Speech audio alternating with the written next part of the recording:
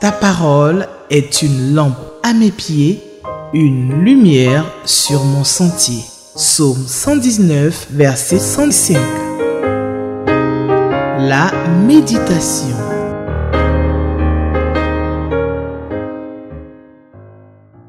Chers téléspectateurs de Espérance TV, bonjour. Je suis vraiment dans la joie quand le moment arrive de méditer la parole de Dieu avec vous. Alors, je vous souhaite donc la bienvenue à l'émission La Méditation, moment de partage, de méditation de la Bible.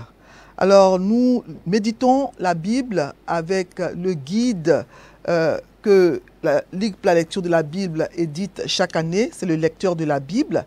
Et le passage indiqué par le lecteur de la Bible adulte pour le vendredi 12 avril 2024 est Ésaïe 45, versets 1 à 13. C'est le passage donc que propose le lecteur de la Bible pour le vendredi 12 avril 2024. Ésaïe 45, versets 1 à 13.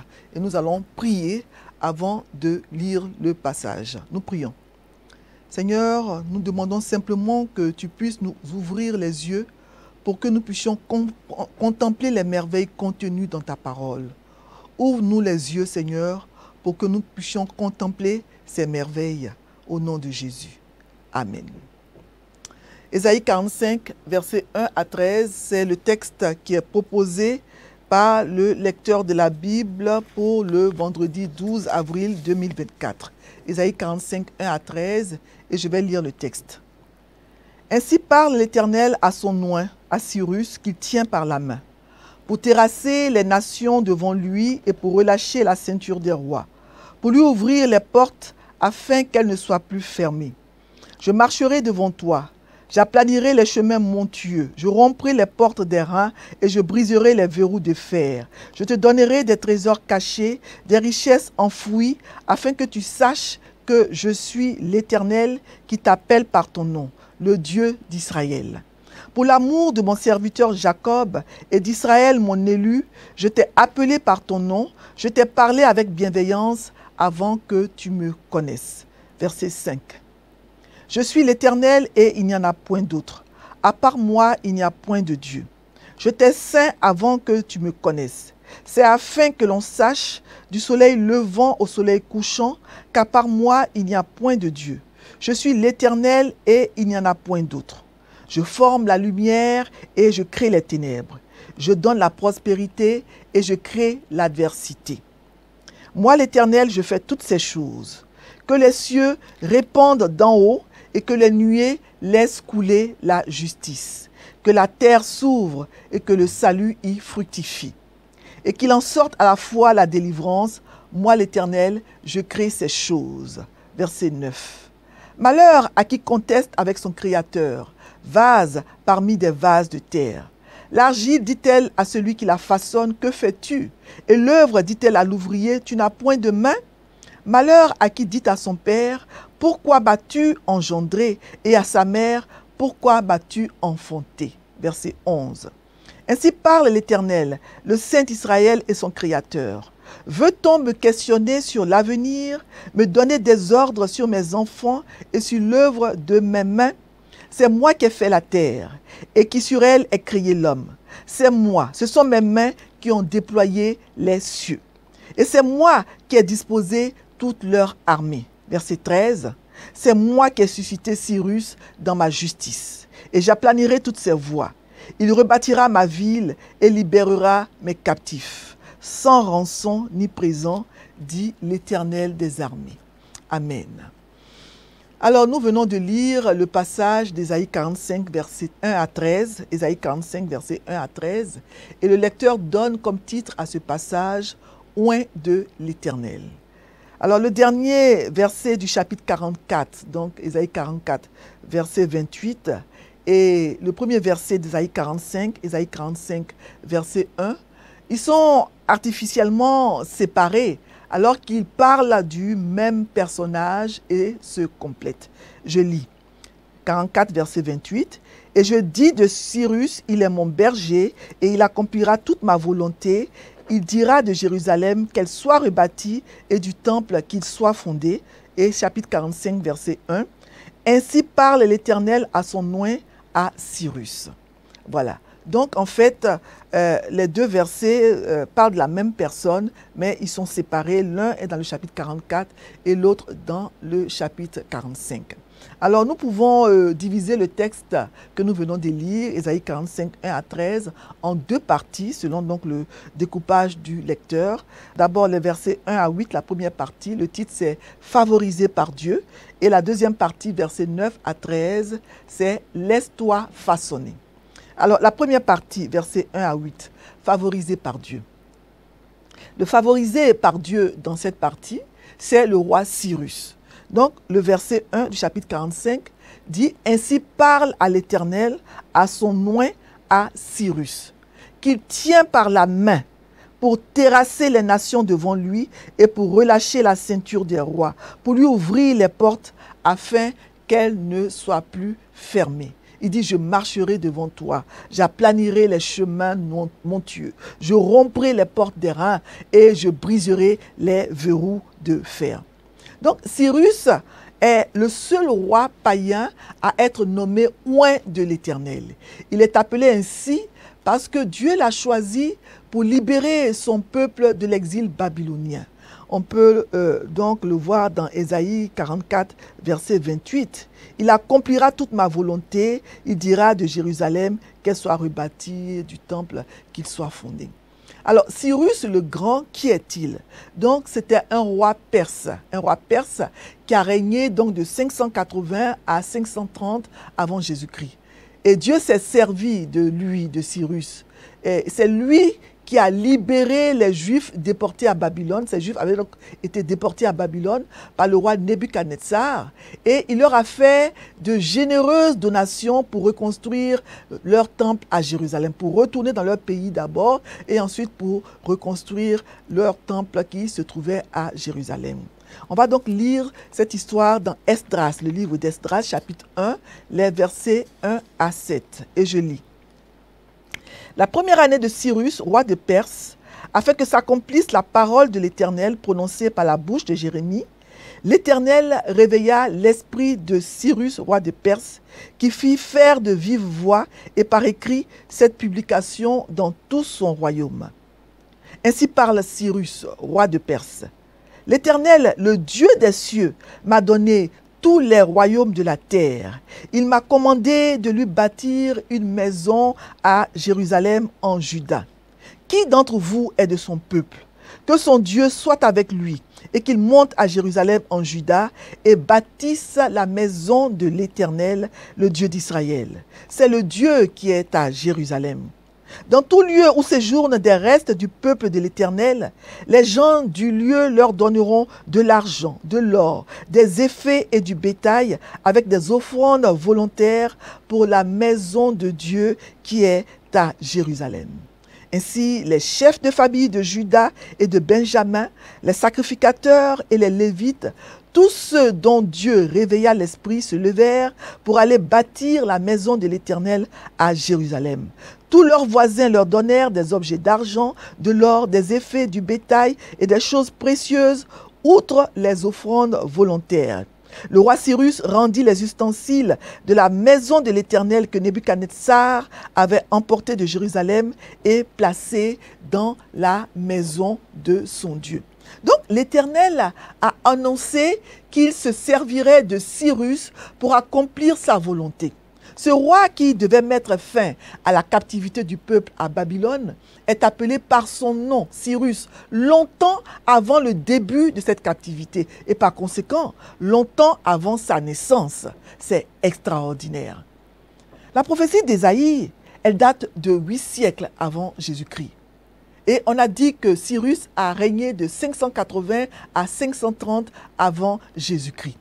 Alors, au moment où Ésaïe prophétise sur lui, le peuple d'Israël n'est même pas encore allé en captivité à Babylone. Et Cyrus n'est même pas encore né. Et pourtant, Dieu dit son nom par la bouche du prophète Ésaïe. Et il annonce déjà la mission qu'il va accomplir. Cela montre donc qu'en fait, Cyrus accomplissait sans le savoir la volonté de Dieu. Il ne savait pas lui-même qu'il n'était qu'un instrument entre les mains du Dieu Tout-Puissant pour accomplir sa volonté. Mais Dieu, dans son omniscience, sait à l'avance pour chacune de ses créatures ce qui va lui arriver avant sa naissance. Bien avant notre naissance, avant même l'origine du monde, dès les temps éternels, votre nom et le mien, ils ont été dans sa pensée, dans la pensée de Dieu. Et le plan de nos vies était déjà tracé par Dieu, sans même que nous en ayons connaissance. Alors ici, le roi Cyrus, roi de Perse, est appelé Messie de l'Éternel, oint de l'Éternel, envoyé de l'Éternel, donc choisi par Dieu. Le roi païen Cyrus devient donc un serviteur de Dieu. Cela veut dire que Dieu peut se servir de n'importe qui pour accomplir sa volonté. Il n'a pas besoin qu'un homme le connaisse ou le reconnaisse pour se servir de lui. Il peut utiliser n'importe laquelle de ses créatures, y compris même des animaux. Et effectivement, ce que Ésaïe a prophétisé sur Cyrus s'est accompli. Les textes de l'Antiquité décrivent donc la facilité et la rapidité inouïe, étonnante avec lesquelles Cyrus a réalisé ses exploits militaires. L'histoire raconte même que, où qu'il plût à Cyrus de porter la guerre, cette nation-là était incapable de lui échapper. Il remportait la victoire dans toutes les guerres qu'il menait. Alors, le verset 2 parle de ce que Cyrus a réalisé. Il a terrassé les nations. Il a relâché la ceinture des rois, c'est-à-dire qu'il les a réduits à l'impuissance. Parce que la ceinture, c'est le symbole de la force.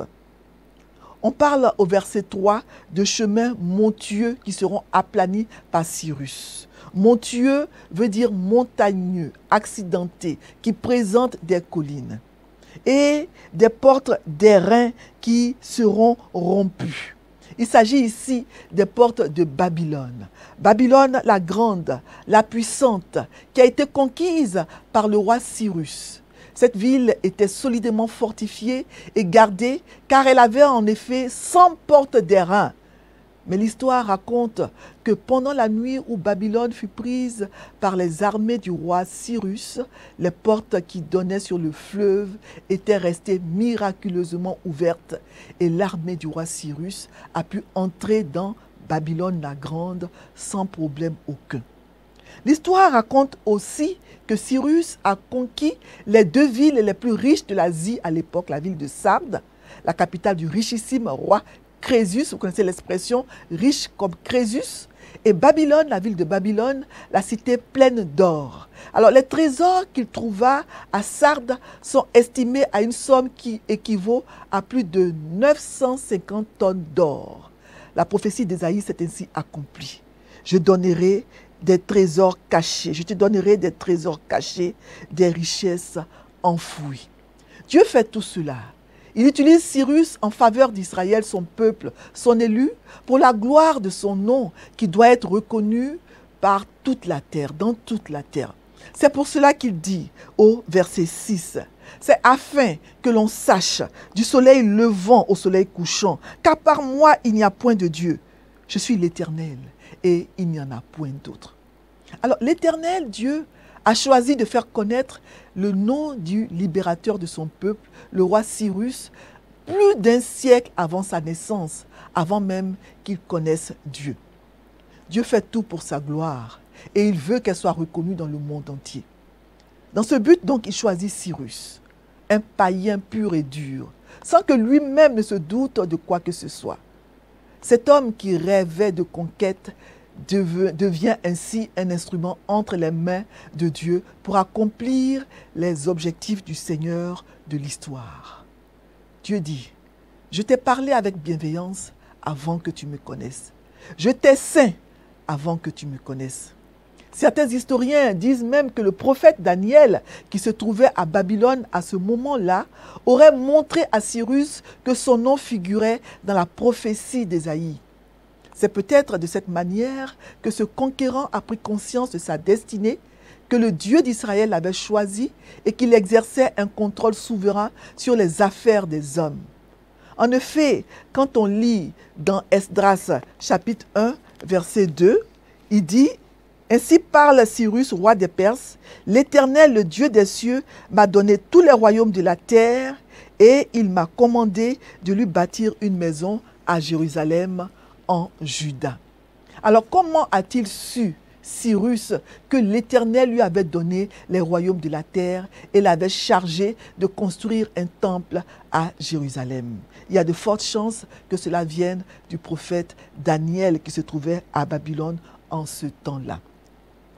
Au verset 7, il est écrit « Je forme la lumière et je crée les ténèbres, je donne la prospérité et je crée l'adversité. Moi, l'Éternel, je fais toutes ces choses. » Donc ici, Ésaïe affirme haut et fort que l'Éternel est le Dieu unique, le souverain absolu sur tout ce qui se passe dans l'univers, la lumière, les ténèbres, la prospérité et même l'adversité.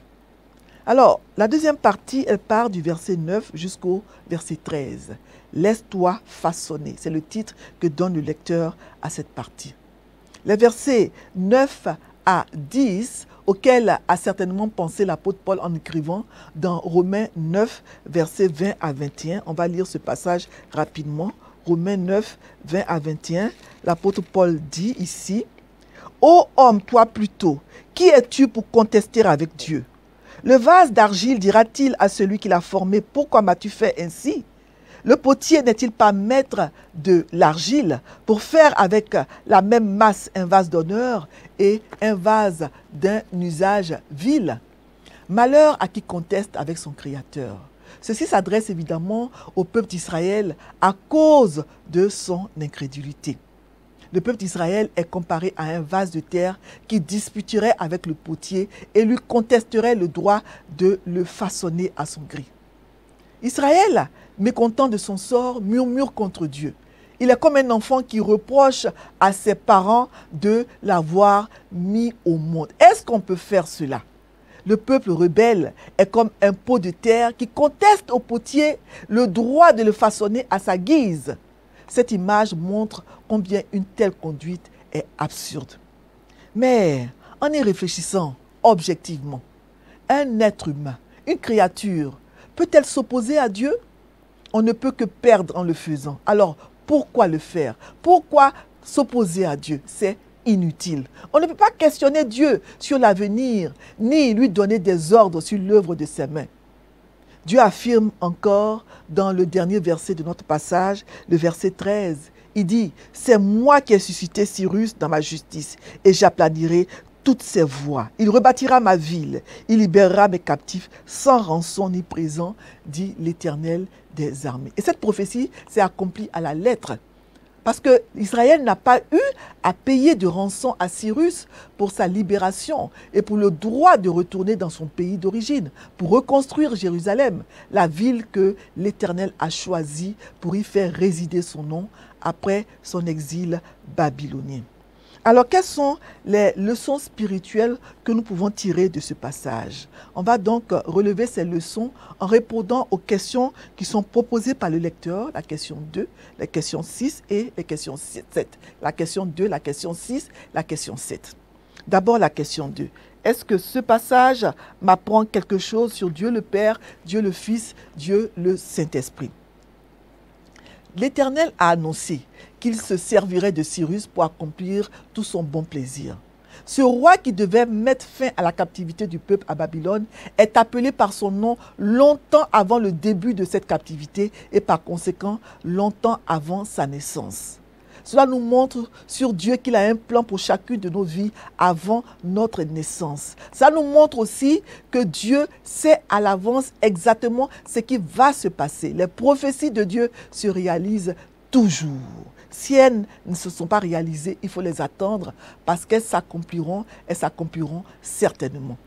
Le verset 5 nous apprend donc sur Dieu qu'il est l'Éternel. Il n'en a point d'autre. Il n'y a point de Dieu autre que l'Éternel. Il est le seul Dieu, celui qu'on doit adorer. Et le verset 6 nous montre donc sur Dieu que Dieu veut qu'on le reconnaisse comme le seul vrai Dieu. Et au verset 7, nous voyons donc que c'est Dieu qui est le créateur de toutes choses. Il est souverain. C'est lui qui a formé la lumière, qui crée les ténèbres, qui donne la prospérité et qui crée aussi l'adversité. Ça, c'est ce que nous apprenons donc sur Dieu. Alors la question 6, quel est l'avertissement ici? L'avertissement se trouve donc dans les versets 10 et 11. Malheur à qui conteste avec Dieu. C'est un avertissement.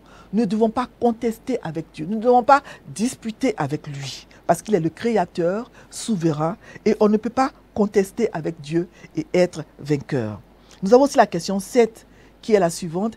Quelle vérité Dieu me révèle-t-il dans le passage? Verset 13, Dieu dit, « C'est moi qui ai suscité Cyrus dans ma justice, et j'aplanirai toutes ses voies, etc. etc. » Donc Dieu choisit qui il veut, dans le but ultime qu'on le connaisse, qu'on le reconnaisse et qu'on l'adore. Dieu veut qu'on l'adore. Et le verset 2 aussi nous dit que voilà, Cyrus, il va terrasser les nations, Dieu le tient par la main pour terrasser les nations devant lui, pour relâcher la ceinture des rois, pour lui ouvrir les portes afin qu'elles ne soient plus fermées. Quand Dieu ouvre une porte, personne ne peut la fermer. Selon le verset d'Apocalypse 3:7, écrit à l'ange de l'église de Philadelphie. Voilà ce que dit le saint, le véritable, celui qui a la clé de David, celui qui ouvre et personne ne fermera. Celui qui ferme et personne n'ouvrira. Dieu a toujours le dernier mot. C'est un verset que je vous conseille d'apprendre par cœur. Apocalypse 3:7. Quand Dieu ouvre, personne ne peut fermer. Et quand Dieu ferme, personne ne peut ouvrir.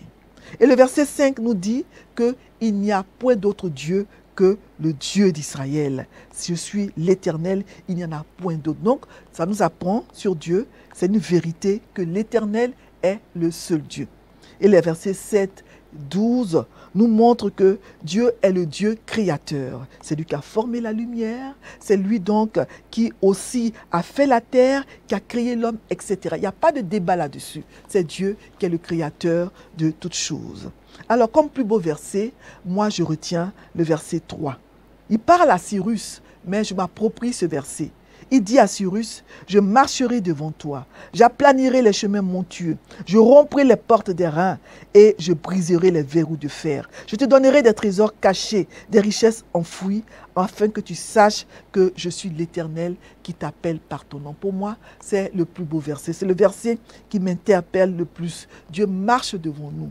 Il est avec nous sur le chemin de la vie. Il est avec nous pour nous protéger, pour aplanir les chemins montueux, pour nous donner des trésors cachés, pour nous protéger, nous garder de tout mal. C'est vraiment beau de savoir que notre Dieu ne nous abandonne jamais. Il nous conduit, il nous dirige, il nous protège. Il est avec nous et sa fidélité ne nous fait jamais défaut. Merci Seigneur. Amen. Alors voilà, nous allons donc nous arrêter là pour la méditation de ce passage d'Ésaïe 45, 1 à 13 et nous allons prier. Nous prions. Seigneur Dieu Tout-Puissant, Dieu créateur de toutes choses, Dieu auteur de nos vies, nous voulons te dire merci. Merci Seigneur de nous avoir créés. Merci Seigneur d'être avec nous chaque jour sur le chemin de la vie. Merci parce que ta fidélité ne nous fait jamais défaut. Tu nous utilises tels que nous sommes malgré nos imperfections. De la même manière que tu as utilisé Cyrus, un roi païen. Seigneur, merci de faire de nous des serviteurs inutiles, mais des serviteurs que tu appelles à te servir. Béni sois-tu pour ta parole et donne-nous toujours l'assurance que tu es avec nous, que tu ne nous abandonnes jamais. Tu es avec nous pour aplanir les chemins montueux. Tu es avec nous pour nous donner des trésors cachés. Tu es avec nous pour nous garder de tout mal, nous conduire. Béni sois-tu pour ta présence dans nos vies. Que ces versets que nous venons de lire nous réconfortent, que nous puissions les repasser dans nos cœurs, dans les moments de bonheur, mais aussi dans les moments difficiles. Gloire à toi. Bénis tous ceux, Seigneur, qui écoutent ces paroles et que ces personnes puissent aussi s'approprier ces versets, que cela puisse leur faire du bien dans leur vie chrétienne. Au nom de Jésus. Merci, Seigneur. Amen. Ta parole est une lampe à mes pieds, une lumière sur mon sentier. Psaume 119, verset 105. La méditation.